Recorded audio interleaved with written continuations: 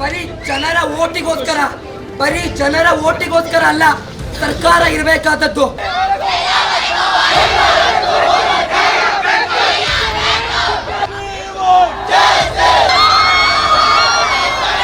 ಸರಿಯಾದ ಸಮಯಕ್ಕೆ ಬಸ್ಗಳನ್ನ ಬಿಡುವಂತೆ ಆಗ್ರಹಿಸಿ ಇಂದು ಶೃಂಗೇರಿಯ ನೂರಾರು ವಿದ್ಯಾರ್ಥಿಗಳು ಪ್ರತಿಭಟನೆ ಮಾಡಿದ್ರು.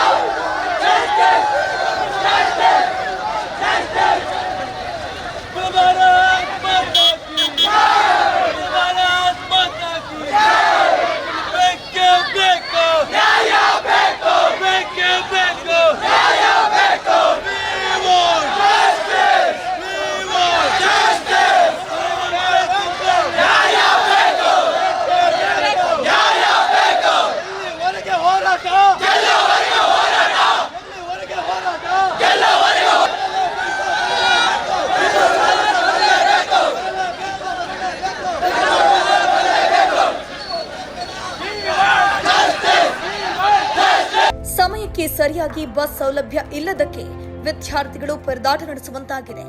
ಸರಿಯಾದ ಬಸ್ ವ್ಯವಸ್ಥೆ ಇಲ್ಲದಿರುವುದಕ್ಕೆ ಕೆಲವು ವಿದ್ಯಾರ್ಥಿಗಳು ಕಾಲೇಜು ವಿದ್ಯಾಭ್ಯಾಸ ಮೊಟಕುಗೊಳಿಸಬೇಕಾಗುತ್ತೆ.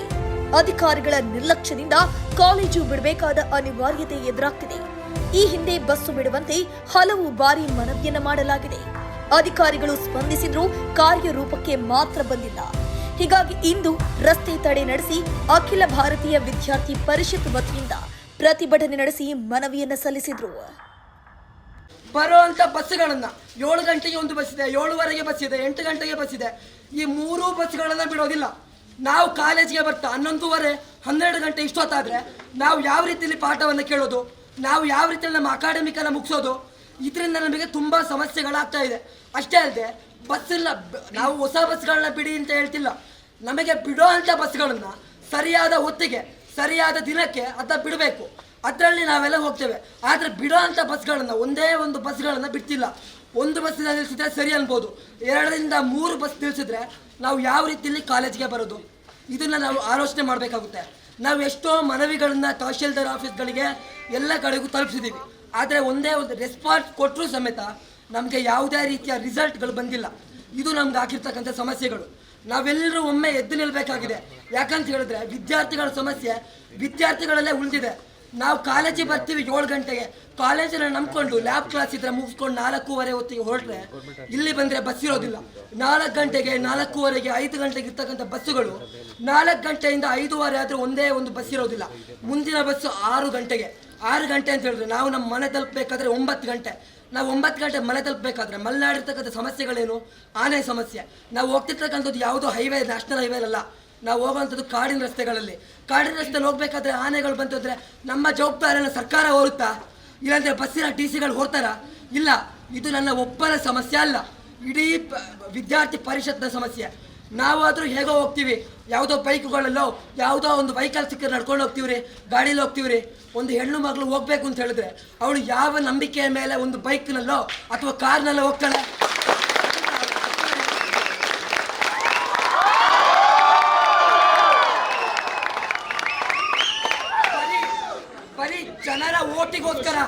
ಬರೀ ಜನರ ಓಟಿಗೋಸ್ಕರ ಅಲ್ಲ ಸರ್ಕಾರ ಇರಬೇಕಾದದ್ದು ಅಥವಾ ಬಸ್ಸಿನ ವ್ಯವಸ್ಥೆಗಳು ಇರಬೇಕಾದದ್ದು. ಹೇಗೆ ಹೆಣ್ಣು ಮಕ್ಕಳಿಗೆ ಅವರು ಫ್ರೀ ಆದ ಯೋಜನೆಯನ್ನು ಕೊಡ್ತಿದ್ದಾರೆ, ಅವಾಗ ಆ ಹೆಣ್ಣು ಮಕ್ಕಳದೊಂದು ಭವಿಷ್ಯದ ಚಿಂತನೆಯನ್ನು ಮಾಡುವಂತ ಒಂದು ಹಕ್ಕು, ಒಂದು ಅರ್ಹತೆ ಆ ಸರ್ಕಾರಕ್ಕಾದ್ರೂ ಬೇಡಿತ್ತಾ? ಅದನ್ನ ಯೋಚನೆ ಮಾಡುವಂತ ಹಕ್ಕು ನಮ್ಮ ವಿದ್ಯಾರ್ಥಿಗಳಿಗೆ ಮಾತ್ರ ಇರೋದು. ಒಬ್ಬಳೇ ಒಬ್ಳು ವಿದ್ಯಾರ್ಥಿನಿ ಮನೆಗೆ ಹೋಗೋಕ್ಕೆ ಸಮಸ್ಯೆ ಆಯ್ತು ಅಂತ ಹೇಳಿದ್ರೆ ಅಲ್ಲಿ ಯಾವುದೇ ಒಂದು ವ್ಯಕ್ತಿಗಳು ಬರೋದಿಲ್ಲ. ಅದು ಕಾಡಿನ ರಸ್ತೆ, ಆನೆ ಆಗಿರ್ಬೋದು, ವ್ಯಕ್ತಿಗಳಾಗಿರ್ಬೋದು. ಈಗಿನ ಕಾಲದಲ್ಲಿ ಆನೆಗಳಿಗೂ ಎದುರೋದಿಲ್ಲ, ವ್ಯಕ್ತಿಗಳಿಗೆ ಎದುರ್ತಕ್ಕಂಥ ಸಮುದಾಯ ಇರ್ತಕ್ಕಂಥದ್ದು ಇಲ್ಲಿ. ಹಾಗಿರ್ಬೇಕಾದ್ರೆ ನಾವು ಯಾವುದೋ ಕಾಡು ರಸ್ತೆಯಲ್ಲಿ ರಾತ್ರಿ 8:30, 9 ಗಂಟೆಗೆ ಹೋಗ್ತಿದ್ದೀವಿ ಅಂತ ಹೇಳಿದ್ರೆ ನಮಗೆ ಯಾವ ರೀತಿಯ ಒಂದು ಸೌಲಭ್ಯ ಸಿಗ್ತಿದೆ? ನಮಗೆ ಯಾವ ರೀತಿಯ ಒಂದು ಹಕ್ಕನ್ನು ಕೊಟ್ಟಿದ್ದಾರೆ? ಇದನ್ನು ನಾವು ಪ್ರಶ್ನೆ ಮಾಡಬೇಕಾಗಿದೆ. ಕಾಲೇಜಲ್ಲಿ ನಾವು ಬರ್ತೀವಿ 1:30, 2 ಗಂಟೆ ಕ್ಲಾಸ್ ಮುಗಿಸ್ಕೊಂಡ್ರೆ 3 ಗಂಟೆ 3:30 ಏನಾದರೂ ಲ್ಯಾಬ್ ಕ್ಲಾಸ್ ಆಗಿರ್ಬೋದು, ಕಂಪ್ಯೂಟರ್ ಕ್ಲಾಸ್ ಆಗಿರ್ಬೋದು, ಒಂದೇ ಒಂದು ಕ್ಲಾಸ್ಗಳನ್ನು ನಮಗೆ ಕೇಳೋಕ್ಕೆ ಆಗೋದಿಲ್ಲ. ಕ್ಲಾಸ್ನ ಮುಗಿಸ್ಕೊಂಡು ನೆಕ್ಸ್ಟ್ ಬಸ್ ಸ್ಟ್ಯಾಂಡಿಗೋ ಎಲ್ಲ ಒಂದು ಕಡೆ ಹೋದರೆ ಬಸ್ ಬರ್ಬೋದು. ಆದರೆ ಒಬ್ಬ ಕಂಡಕ್ಟರ್, ಒಬ್ಬ ಡ್ರೈವರ್ಗಳು ವಿದ್ಯಾರ್ಥಿಗಳ ಜೊತೆ ನಡೆದುಕೊಳ್ಬೇಕಾದಂತಹ ನೀತಿಗಳನ್ನು ಒಬ್ಬರಿಗೂ ತಿಳಿದಿಲ್ಲ. ಯಾಕಂತ ಹೇಳಿದ್ರೆ ಒಬ್ಬ ಕಂಡಕ್ಟರ್ಗಳು ವಿದ್ಯಾರ್ಥಿನ ಜೊತೆ ಮಾತಾಡ್ತಕ್ಕಂಥ ಮಾತುಗಳಾಗಿರ್ಬೋದು, ಒಬ್ಬ ವಿದ್ಯಾರ್ಥಿ ಜೊತೆ ಮಾತಾಡ್ತಕ್ಕಂಥ ಮಾತುಗಳಾಗಿರ್ಬೋದು, ಅದು ಸರಿಯಾಗ್ತಕ್ಕಂಥದ್ದಲ್ಲ. ಒಂದೊಂದು ಕೂಡ ಏಕವಚನವಾಗಿರುತ್ತೆ. ಅದನ್ನು ಕೇಳಬೇಕಾದ್ರೆ ನಮಗೂ ಅಕ್ಕ ತಂಗಿರಿದ್ದಾರೆ, ನಮಗೂ ಕಿವಿಗೆ ಚುಚ್ಚುತ್ತೆ. ಪ್ರಶ್ನೆ ಮಾಡೋಕ್ಕೋದ್ರೆ ಒಬ್ಬರೇ ಇರ್ತೀವಿ, ಏನೋ ದೊಡ್ಡವರು, ಒಂದು ರೆಸ್ಪೆಕ್ಟ್ ಕೊಡಬೇಕು. ನಮ್ಮ ಕಷ್ಟಗಳನ್ನ ಆಲಿಸೋದಿಲ್ಲ. ನಾವು ಪ್ರಶ್ನೆ ಮಾಡಿದ್ರೆ ಕಂಡಕ್ಟರ್ ಹತ್ರ ನಮ್ಮ ಮೇಲೆ ಇನ್ನೊಂದಷ್ಟು ಕೇಸುಗಳು ಇದೇ ಮುಂದೆ ಆಗ್ತಿರ್ತಕ್ಕಂಥದ್ದು. ಒಬ್ಬ ಬಸ್ಸುಗಳು ಬಸ್ ಸ್ಟ್ಯಾಂಡಲ್ಲಿ ನಮ್ಮ JCPM ಕಾಲೇಜಲ್ಲಿ ನಾವು ಓದ್ತಾ ಇರ್ತಕ್ಕಂಥದ್ದು. JCPM ಕಾಲೇಜಲ್ಲಿ ನಾನು ಒಬ್ಬನೇ ಏನಾದರೂ ನಿಂತೆ ಅಂದರೆ ಒಬ್ಬ ಬಸ್ ನಿಲ್ಲಿಸೋದಿಲ್ಲ. ಯಾವ ರೀತಿಯಲ್ಲಿ ಹೋಗಬೇಕು? ನಾವು ನಡ್ಕೊಂಡು ಬಸ್ ಸ್ಟ್ಯಾಂಡ್ಗೆ ಹೋಗಬೇಕು. ಬಸ್ ಸ್ಟ್ಯಾಂಡಿಗೆ ಹೋದ್ರೆ ಅಲ್ಲಿ ಸರಿಯಾದ ಸಮಯಕ್ಕೆ ಬಸ್ ಇದೆಯಾ? ಬಸ್ ಇಲ್ಲ. ನಾವೆಲ್ಲರೂ ನಿಂತು ಹೋರಾಡಿದ್ರೆ ಎಲ್ಲದಕ್ಕೂ ಫಲ ಸಿಗುತ್ತೆ. ಇವತ್ತು ನಮ್ಗೆ ಹೇಳಿದ್ದಾರೆ TC ಅವರು ಬರ್ತಿದ್ದಾರೆ ಅಂತ ಹೇಳಿದ್ದಾರೆ, ಮ್ಯಾನೇಜರ್ ಬರ್ತೀರಿ ಅಂತ ಹೇಳಿದ್ದಾರೆ. ನಮಗೆ ಯಾವುದೇ ರೀತಿಯ ಸರಿಯಾದ ಉತ್ತರ ಸಿಕ್ಕಿಲ್ಲ. ನಾವು ಇದಕ್ಕೋಸ್ಕರ ಹೋರಾಡಬೇಕಾಗಿದೆ. ಕಾರಣ ಏನು ಅಂತ ಹೇಳಿದ್ರೆ, ಜಿಲ್ಲಾಧಿಕಾರಿಗಳು ಬರಬೇಕು ಅಂತ ಹೇಳಿದ್ರು, ಆದರೆ ನಾವು ಮನವಿಯನ್ನು ಸಲ್ಲಿಸಬೇಕು ಅಂತ ಹೇಳಿದ್ದಾರೆ ಸಾಹೇಬ್. ನಾವು ಮನವಿಯನ್ನು ಸಲ್ಲಿಸ್ತೇವೆ. ಮನವಿಯನ್ನು ಸಲ್ಲಿಸೋದಕ್ಕೆ ಯಾವುದೇ ರೀತಿಯ ವಿರೋಧಗಳಿಲ್ಲ. ನಾವು ಒಬ್ಬರು 4 ಜನ 5 ಜನ ಹೋಗಿ ಮನವಿ ಸಲ್ಲಿಸೋದು ಬೇಡ. ಇಡೀ ವಿದ್ಯಾರ್ಥಿ, ಶೃಂಗೇರಿಯಲ್ಲಿರ್ತಕ್ಕಂಥ ಪ್ರತಿಯೊಬ್ಬ ವಿದ್ಯಾರ್ಥಿ ಹೋಗಿ ಮನವಿ ಸಲ್ಲಿಸಬೇಕು. ಆ ಮನವಿ ಹೇಗಿರಬೇಕು ಅಂತ ಹೇಳಿದ್ರೆ, ಜಿಲ್ಲಾಧಿಕಾರಿಯನ್ನು ಶೃಂಗೇರಿಗೆ ಕರ್ಕೊಂಡು ಬರ್ತಕ್ಕಂಥ ಒಂದು ಶಕ್ತಿ ವಿದ್ಯಾರ್ಥಿಗಳಿಗೆ ಮಾತ್ರ ಇರ್ತಕ್ಕಂಥದ್ದು. ಹಾಗಾಗಿ 8 ದಿನಗಳ ಅವಧಿಯನ್ನು ಕೊಡ್ತಿದ್ದೇವೆ. ಒಂದು ಜಿಲ್ಲಾಧಿಕಾರಿಗಳು ಇಲ್ಲಿಗೆ ಬರಬೇಕು, ನಮ್ಮ ಒಂದು ಮನವಿಯನ್ನು ಸ್ವೀಕರಿಸಬೇಕು. ಇದು ಮನವಿ ಆಗಿತ್ತು ಇಷ್ಟು ದಿನಗಳ ಕಾಲ, ಆದರೆ ಇವತ್ತು ಮನವಿಯಾಗಿ ಉಳಿದಿಲ್ಲ. ಇದು ಹೋರಾಟಕ್ಕೆ ಪರಿವರ್ತನೆ ಆಗಿದೆ. ಮುಂಬರ್ತಕ್ಕಂಥ ದಿನಗಳಲ್ಲಿ ಇದು ಇನ್ನೂ ತೀವ್ರವಾಗುತ್ತೆ ಅಂತ ಹೇಳ್ತಾ, ಇನ್ನೊಂದು ಮಾತು ಏನಂತ ಹೇಳಿದ್ರೆ, ಜಿಲ್ಲಾಧಿಕಾರಿಗಳು ಬರೋದು ಮಾತ್ರವಲ್ಲ, ನಾವೆಲ್ಲ ಕಾಲ ನೋಡಿರ್ತೇವೆ ಜಿಲ್ಲಾಧಿಕಾರಿಗಳು ಬರೋದು, ತಹಶೀಲ್ದಾರ್ಗಳು ಬರೋದು, ಆದರೆ ಉತ್ತರಗಳು ಸಿಕ್ಕಿಲ್ಲ. ನಾವು ಉತ್ತರಕ್ಕಾಗಿ ಹೋರಾಡಬೇಕು, ನಮ್ಮ ಮುಂದಿನ ಜೀವನಕ್ಕಾಗಿ ಹೋರಾಡಬೇಕಾಗಿದೆ. ಮುಂದಿನ 8 ದಿನಗಳಿಗೆ ಉತ್ತರ ಸಿಕ್ಕಿಲ್ಲ ಅಂತ ಹೇಳಿದ್ರೆ, ನಮ್ಮ ಮುಂದಿನ ವಿದ್ಯಾರ್ಥಿಗಳ ಶಕ್ತಿ ಇಡೀ ಜಗತ್ತಿಗೆ ತೋರಿಸಬೇಕಾಗಿದೆ ಅಂತ ಹೇಳ್ತಾ ನಾನು ಮಾತ್ರ ಮುಗಿಸ್ತೇನೆ.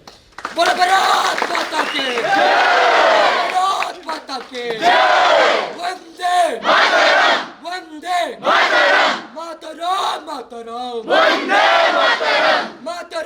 ಮಾತರಂ. ವಿದ್ಯಾರ್ಥಿ ಪರಿಷತ್ ಗುಡುಗಿದರೆ, ವಿದ್ಯಾರ್ಥಿ ಪರಿಷತ್ ಗುಡುಗಿದರೆ,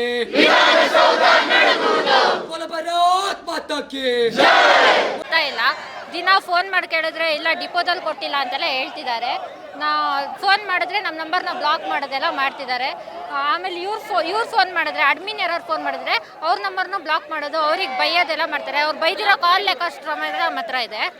ಬ್ಲಾಕ್ ಮಾಡಿದ್ದು ಯಾಕೆ ಅಂತ ಕೇಳಿದ್ರೆ ಅವ್ರು ಹೇಳ್ತಾರೆ, ನಾವು ಬ್ಲಾಕ್ ಮಾಡ್ತೀವಿ, ಇರಿಟೇಷನ್ ಆದರೆ ನಮಗೆ ಬ್ಲಾಕ್ ಮಾಡ್ತೀವಿ ಅಂತ. ನಾವೇನು ಫೋನ್ ಮಾಡೋರ ಹತ್ರ ಕಷ್ಟ ಸುಖ ಮಾತಾಡೋಕೆ ಹೋಗೋದು. ಅವ್ರ ಹತ್ರ ಹೇಳೋದು ಏನಂದರೆ, ಜಸ್ಟ್ ಫೋನ್ ಇದು ಬಸ್ ಯಾಕೆ ಬಂದಿಲ್ಲ, 5 ಗಂಟೆಗೆ ಬರುತ್ತಾ, ಎಷ್ಟೊತ್ತಿಗೆ ಬರುತ್ತೆ ಕೇಳ್ತೀವಿ. ಯಾಕೆ ಅಂತ ಲೇಟ್ ಅಂತ ಕೇಳಿದ್ರೆ ಡಿಪೋದವ್ರು ಲೇಟಾಗಿ ಕೊಟ್ಟರು ಅಂತ ಹೇಳ್ತಾರೆ. ಡಿಪೋದವ್ರಿಗೆ ಫೋನ್ ಮಾಡಿ ಹೇಳಿದ್ರೆ ಅವ್ರು ಹೇಳ್ತಾರೆ, ನಾವು ಕರೆಕ್ಟ್ 1 ಗಂಟೆ ಟೈಮಿಗೆ ಕೊಟ್ಟಿದ್ದೀವಿ ಬಸ್ ಅಂತಾರೆ. ಇವರೇ ನಾಟಕ ಮಾಡೋದ್ರಿಂದ ನಾವು ಇವ್ರು ಇದು ಮಾಡ್ತಾ ಇದ್ದೀವಿ. ಬಸ್ಸು ಕರೆಕ್ಟ್ ಟೈಮಿಗೆ ಬಿಡ್ತಿರೋದ್ರಿಂದ ನಾವು ಯಾರು ಮನೆಗೆ ನೆಟ್ಟಿಗೆ ಹೋಗೋಕ್ಕಾಗ್ತಿಲ್ಲ. ಎಲ್ಲ ಮನೆ ಹೋಗ್ತಾ 6:30 7 ಗಂಟೆ ಆಗ್ತಾರೆ. ನಮ್ಮ ಪೇರೆಂಟ್ಸು ಎಲ್ಲ ಅಲ್ಲಿ ರೋಡಲ್ಲಿ ನಿಂತ್ಕೊಂಡು ಕಾಯ್ತಿರ್ತಾರೆ ನಮಗೋಸ್ಕರ. ಏನಕ್ಕೆ ಲೇಟು ಅಂತೆಲ್ಲ ಕೇಳಿದ್ರೆ ಅವ್ರು ನಮಗೆ ಭಯಕ್ಕೆ ಬರ್ತಾರೆ. ಏನು ಮಾಡಬೇಕು ಅಂತ ನಮಗೂ ಗೊತ್ತಾಗ್ತಿಲ್ಲ. ನಾವು ಪ್ರೈವೇಟ್ ಬಸ್ಸಿಗೆ ಹೋಗಬೇಕಾಗುತ್ತೆ. ಪ್ರೈವೇಟ್ ಬಸ್ಸು ಫುಲ್ ಚಾರ್ಜ್ ಜೊತೆ ತುಂಬ ಜನ ಹಾಕೊಂಡು ಮೇಲ್ಗಡೆ ಎಲ್ಲ ಕೂರ್ಸ್ಕೊಂಡು ಹೋಗ್ತಾರೆ. ಡೋರ್ ಮೇಲೆಲ್ಲ ನಿಂತ್ಕೊಂಡು ಹೋಗ್ತಾ ಇರ್ತಾರೆ. ಅವ್ರೇನಾದ್ರು ಬಿದ್ದೋದ್ರೆ ಏನು ಮಾಡ್ತಾರೆ, ಜವಾಬ್ದಾರಿ ಯಾರು ಅಂತ ಕೇಳ್ತಾರೆ. ಈ ರೀತಿಯ ಇನ್ನಷ್ಟು ವಿಡಿಯೋಗಳು ನಿಮಗೆ ಸಿಗಬೇಕೇ? ಹಾಗಾದ್ರೆ ಈಗಲೇ ನ್ಯೂಸ್ ಮಲ್ನಾಡ್ ಚಾನೆಲ್ನ ಸಬ್ಸ್ಕ್ರೈಬ್ ಆಗಿ, ಕೆಳಗಿರೋ ಸಬ್ಸ್ಕ್ರೈಬ್ ಬಟನ್ ಮೇಲೆ ಕ್ಲಿಕ್ ಮಾಡಿ ಉಚಿತವಾಗಿ ಸಬ್ಸ್ಕ್ರೈಬ್ ಆಗಿ. ನಿಮ್ಮ ಒಂದೊಂದು ಸಬ್ಸ್ಕ್ರೈಬ್ ಕೂಡ ನಮಗೆ ಬೆಂಬಲ ಸ್ಫೂರ್ತಿ.